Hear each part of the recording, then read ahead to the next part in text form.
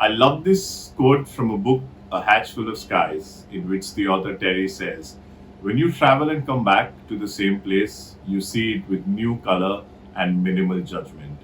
Here I am, friends, today to speak to you about a life learning of mine, a keen interest of mine, and probably something that keeps me going year on year, month on month, and weeks on weeks. It is travel. Traveling to learn, traveling to explore, and traveling, in short, to find myself as well. Right? As a country, vacations, travel isn't a part of our DNA, whether it's due to financial availability, whether it's due to our incessant need for roti, kapda, and makan as the primary objectives. We as a country take minimal vacations, and as per data, we're among the least 5% of population in the world who takes travel and our vacations seriously. For us, a lot of times traveling means getting to your hometowns in the summer vacations, meeting the same bunch of family, seeing the same places, and then coming back. But there's a lot to travel. And as people as young as you today, I will explore and I would want you to take this ahead, right? And hence, here I am to tell you 6 reasons of why you should travel. And prior to that, just a quick bit of a personal background. Like many of you, I was a youngster in college in the early days, going to Mangalore and coming back as the sole reason of having a vacation. Meeting the same people, coming back in 10, 12 years in a row. Until the late 25 or 27s, where I met my partner and we started traveling. Here I am today. We've done 9 countries together in a hope of doing 20 by the time we turn 40. All this managing work, of course, as mad schedules as they are, managing a 2-year-old daughter, and of course, taking care of all the other financial needs. And I'm going to tell you to save every penny, right? To ensure that you are able to travel, explore the unknown, see the best side of you, and see it well, right? 6 reasons. Here I go with the first one, right? Traveling humbles you. And I think this is something I'm going to leave you with as a summary of the 6 points. Traveling makes you realize that you're a very small atom, assuming you all are science students, a very small atom in this entire universe. Whenever you're stressed out, whenever you realize that problems are overwhelming, you should and you will always remember that you're a small atom in a big, bad, mad world. Meeting newer people, exploring newer avenues will always make you realize that you're one person amongst the millions on this world. And that almost puts in perspectives the struggles you see of meeting various peoples on your travel. Imagine you are in Ladakh and you're speaking to someone at a tea stall, right? That guy selling tea in the corner of the road is still making a living with all the stress he has. You are in Varanasi on a boat, and remember that boat rider is still making a living with all the other stresses you have. Your bellboys in hotel rooms are still making a living with all the kind of stresses they have. This is to just let you know that in this big world, as you go out, you will meet the rich, you will meet the poor, and you will meet the downtrodden. And if you do not travel, you probably will miss out on the opportunity to see all of these people, learn from their experiences. And hence, travel keeps us extremely humble, in my opinion. Point number 2, which is very, very important, and I think as you seek out to get newer challenges, travel empowers you and builds you to take newer challenges. Imagine bungee jumping, right? Imagine skydiving. These are challenges that, as an adventure soul, most of you will seek, and these are not very different. And of course, as I keep saying, there is, of course, a challenge in getting onto the train to Churchgate from Virar, right? Many of our challenges, or more of our challenges, are faced as and when we travel. And as you travel, you will also realize that it empowers you, it keeps you ready, and it, of course, makes you wanting more. It just makes you a better person, prepared to take challenges of life head on. And you will realize that these are challenges which never announce themselves when they come. Are you ready? Is the question you ask yourself. Maybe just that solo vacation will get you ready. If it will, take that. Point number 3, travel makes you extremely compassionate. And as I said in point number 1, you will meet people who might not be as lucky as you. You will meet different kinds of people. You would meet people from various walks of the society, whether you travel in the country, whether you travel abroad. It is important that as you travel, you will hear new people, you will seek new stories, and you will understand different lifestyles. It's not the same, it's never going to be the same.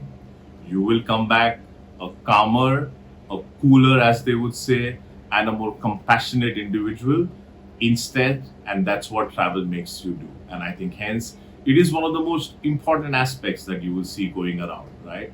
And which is why we need to always be on the urge to look out for that new adventure, to look out for the new destination, to look out for the new planning. With that, let's move on to point number 4. It's our favorite point, comfort zone. How many of you have heard it? An abused term, an abused mindset where everybody says, get out of that comfort zone. We are in a comfort zone, aren't we? The families we be with, our mom and dad pampering us to no end, the friends that we hang out with are more or less the same over a point of time. Travels puts you as youngsters into different situations, right? It's about meeting newer people, it's about asking for destination, it's about getting along with a bunch of people that you've never known for 3 or 5 days. It's about staying in hostels and meeting people who have never been with you, who have never known with you. It's about seeing snow and yet braving the cold. It's about going to a desert and yet braving the heat, right? It's about going to the water and braving its depth. That's the comfort zone, as safely as I can say that travel essentially brings you out of. Try it out and you will exactly know what I mean. Point number 5 is something very personal, and I'm going to share that with you. I always used to stammer whenever I used to speak when I was young, right? Zero confidence. I had stage fright.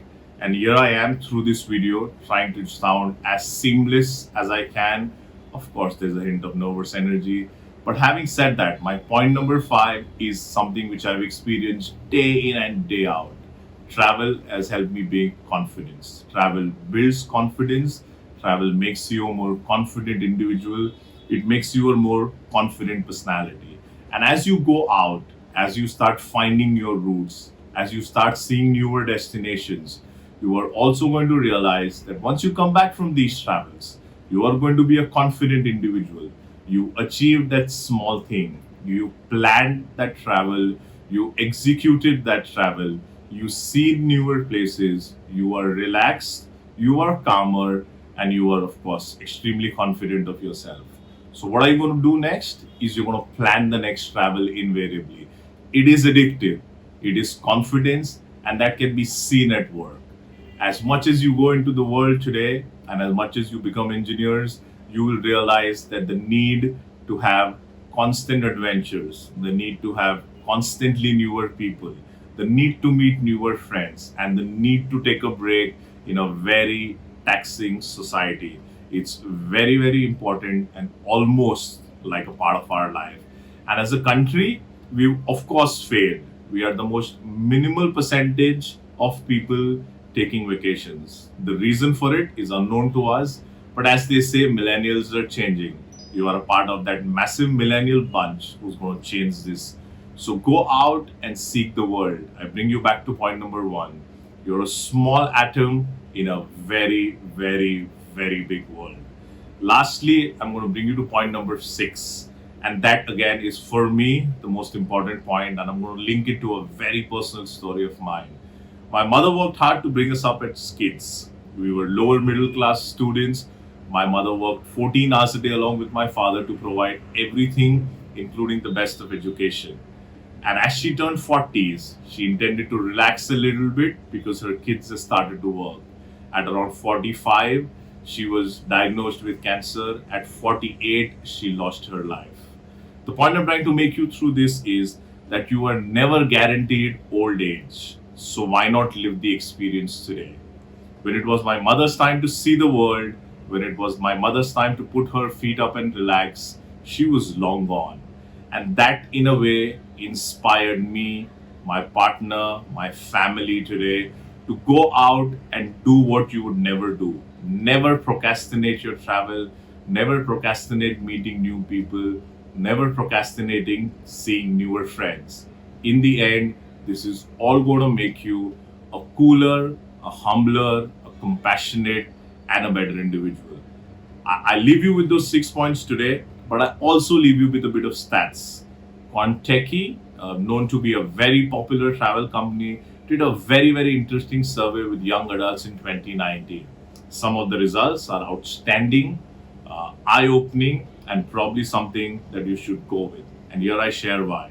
75% of young adults they surveyed have put that travel made they have a better positive perception of themselves. Ever heard the word self esteem?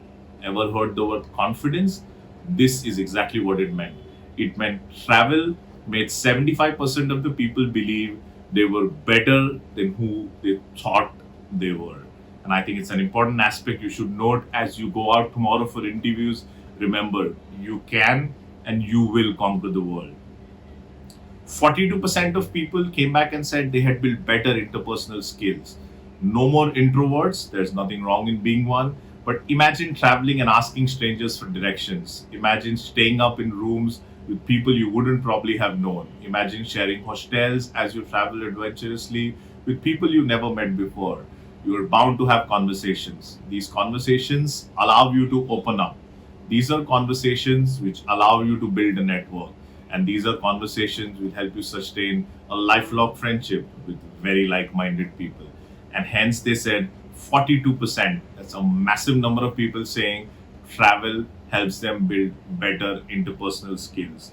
25% people purely believe that if they had a goal, they were able to achieve it because traveling brought them that discipline, traveling brought them that structure, and of course, travel brought them that execution capabilities. It's still early days for you guys, and I wish you the very, very best as you go out and explore the smallest of cities in your country to the numerous other countries in the world, right? And as I end my talk, I leave you with one line which is a part of my door and which essentially is a part of my life. The only adventure or flight or travel you regret is the one you never took.